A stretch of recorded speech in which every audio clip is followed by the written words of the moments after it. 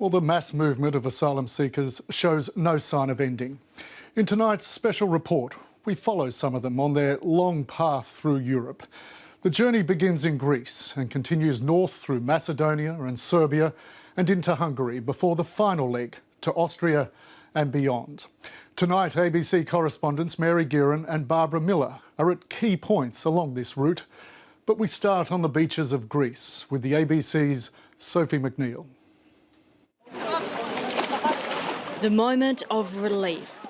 Thank you very much. Men where? Huh? Men where? In Syria. Syria. After what could have been days or even weeks of travelling, these people have just gotten off a boat and stepped onto European soil for the first time.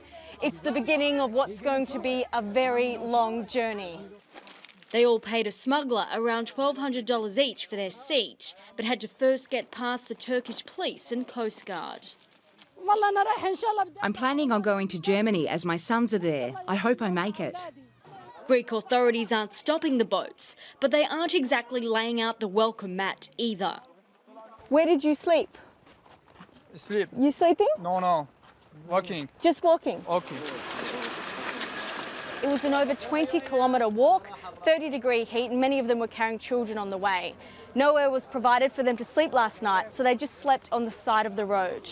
Médecins Sans Frontières, the NGO, has now sent a bus to pick them up, and they're going to be going to the main town where they're going to try and board a ferry to mainland Europe as soon as they can. But it's mayhem in town. We're waiting to buy tickets and they said there are none today or even tomorrow. I hope, God willing, we will find tickets. And while they wait, conditions at the port are dire. The situation very awful. I'm starving. I didn't have any food. From here, the refugees will move north. They'll take buses, trains, and they'll walk through Kosovo, Macedonia, and Serbia. Our Europe correspondent, Barbara Miller, is on the Serbian-Hungarian border, a major pressure point on this journey.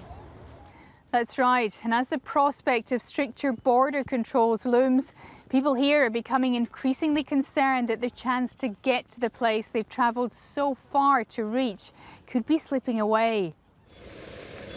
Hungary is closing its border, bringing in the chain gang to help.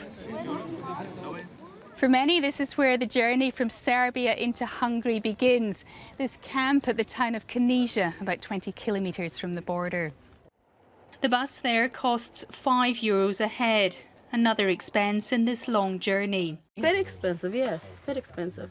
Only take the money, only taxi, bus, train. Nesrine from Syria is travelling with her children and several young male relatives. You're the boss here? Yes, I'm boss. What's your destination, Germany? Inshallah, Germany or Sweden, I don't know. They're dropped off close to the border. This way, and then you will see the police, they will bring you to camps. Okay, thank you. This section can only be covered by foot. It's about a 2-kilometre walk from the end of the road in Serbia down to Hungary. Some get cold feet and turn back. Nesrine decides to cross. I feeling, I don't know what English. Nervous? Yes, worried? Yes. Tens of thousands have made this trek in recent months. Some are opportunistic. Many feel they have no other choice. They may have crossed this border, but for these asylum seekers, there's still a long way to go. Since they arrived in Greece, they've managed not to be fingerprinted. If the Hungarian authorities formally register them, they fear they may have to remain here. But if they can get to Austria or Germany, they can stay there until their claims are processed. Mary Gearan is in Budapest, where for many, the final leg of the long journey through Europe begins.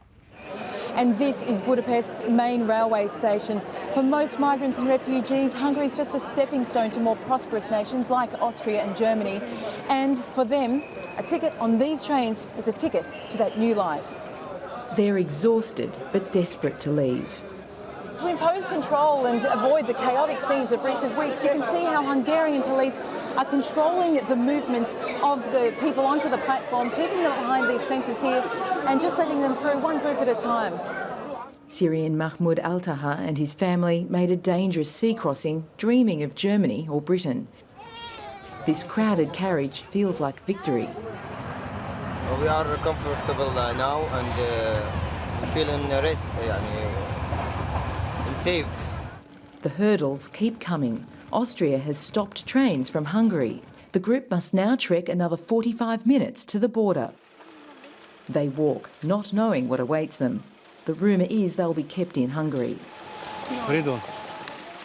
Soon they see their target. And now we're walking into the Austrian processing place and look at the crowds of people who are still waiting to leave. But the joy of the newcomers is clear. He's happy, very happy. The travellers receive medical aid, clothes and food. But they don't want to stay. These people have been waiting here for an hour or so. They were hoping to get taxis from here and the police were holding them back, but now they've run away. The police end up calling in more taxis to clear the crowd. €100. But many can't afford the fare. Hundreds now wait, uncertain of where authorities will take them, but happy. I feel I arrived to the place which I can build a new life for my children. No matter how they're travelling, for these people the end is in sight to their search for sanctuary. But there are thousands more back in Greece willing to take exactly the same path in hope of a better life. For so many more, the journey is yet to begin. And if you'd like to make a donation to one of the agencies supporting those fleeing Syria, you can find the details at ABC Online.